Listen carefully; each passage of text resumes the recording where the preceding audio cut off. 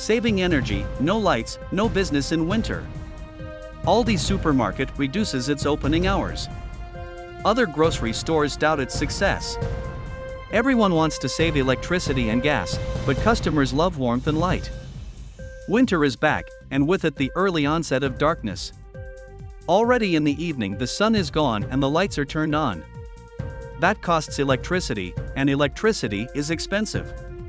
Heating is also necessary when the cold weather arrives. But in view of the high energy prices, how much light and heat is still allowed? A question that was still theoretical in summer must now be put into practice. According to the Energy Saving Ordinance, offices in public buildings can be heated to a maximum of 19 degrees. When no one is seated, the heating remains off. Cold water for hand washing, lighting only where absolutely necessary.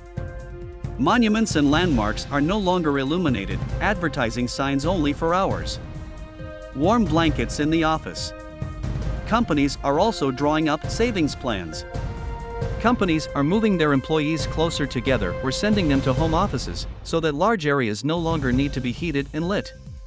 In many places, the economy wants to heat only up to 19 degrees, analogous to the savings ordinance for public buildings. Warm ceilings are promised for office workers. Things get complicated when light and heat are part of the business. This applies not only to such obvious areas as saunas, swimming pools, and wellness facilities. Here, operators will have to carefully calculate whether their business model is still profitable. Customers love it when it's warm and bright. Retailers will also have to recalculate. It takes a lot of energy to put products in the right light. Shopping malls are lit to the last corner. Rows and rows of spotlights are lit in store windows to lure shoppers into stores in the dark season. Inside, pleasant temperatures and sophisticated lighting concepts create the ambience that puts customers in the mood to buy. But the feel-good factor costs money. So is it worth it financially to keep the store open late at night? When the calculation no longer adds up, retailers are already reducing their opening hours. Especially in smaller towns or places where there aren't that many customers anyway. Cold is the biggest cost factor in food retailing. Food retailer Aldi Nord is letting the lights go out an hour earlier in many of its approximately 2,200 stores. We want to do our bit and save energy this holiday season, red signs in the entrance area of discount stores indicating the reduced opening hours. Only stores that are in shopping malls or where the frequency of customers is particularly high between 9 and 10 p.m. will be spared. However, competitors doubt that Aldi will be able to save a significant amount of energy in this way.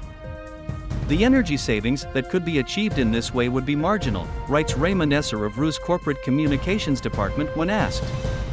Almost half of the energy demand in the food retail trade is accounted for by refrigeration, i.e., refrigeration technology that is consumed regardless of opening hours.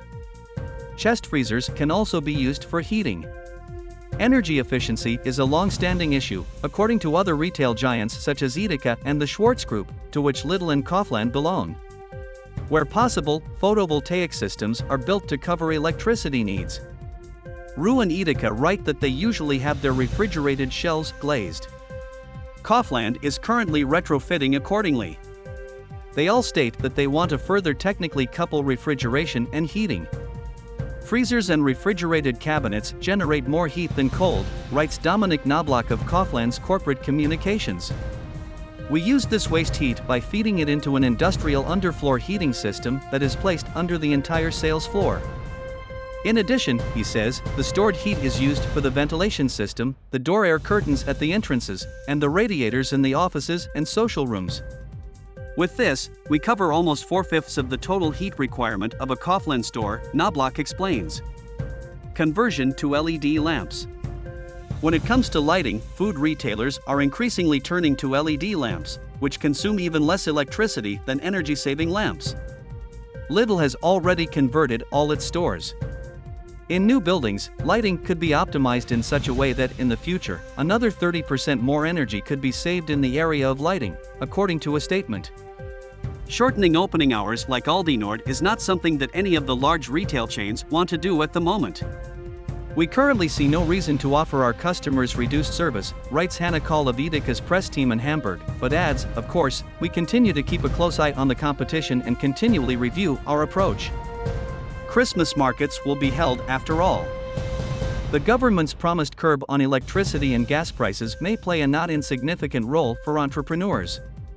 If energy is expensive, but costs can be earned through revenues, more remains possible than previously thought.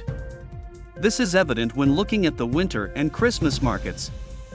In summer, they were often put in doubt or cancelled altogether.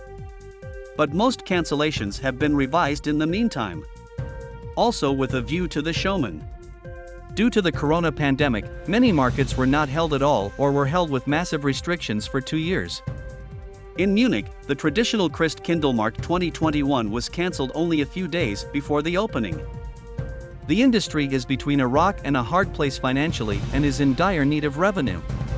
With energy prices at an all-time high, it pays off. In Berlin, the Winter World has been set up at Potsdamer Platz since the last weekend in October. At first glance, everything is as usual, only the ice rink for skaters is missing. Illuminated wooden stands sell mulled wine, bratwurst, cotton candy, and toasted almonds. Children sled down a 12-meter-high, 70-meter-long hill, which is, however, made of plastic. The classic Christmas markets usually open from the end of November. Then it gets dark earlier and it is much colder. For the operators, this means weighing up exactly how much restriction customers will endure. Several cities have already banned mushroom heaters, which are usually gas-powered. In many places, we hear that Christmas market lighting is being optimized. Fixed lighting will be switched on later and switched off earlier, large lighting elements will be omitted altogether. How much of a price increase will customers accept? In any case, mulled wine is likely to become more expensive. Christmas market stall traders will want to pass on their higher costs to customers, just as food retailers already do. Aldi Nord will also continue to calculate and decide in the spring whether it is worthwhile to extend opening hours again. Staff shortages are likely to play a role here above all. We are happy to be able to give our employees, who have done an outstanding job in recent years, a little more time off by reducing opening hours, says Aldi.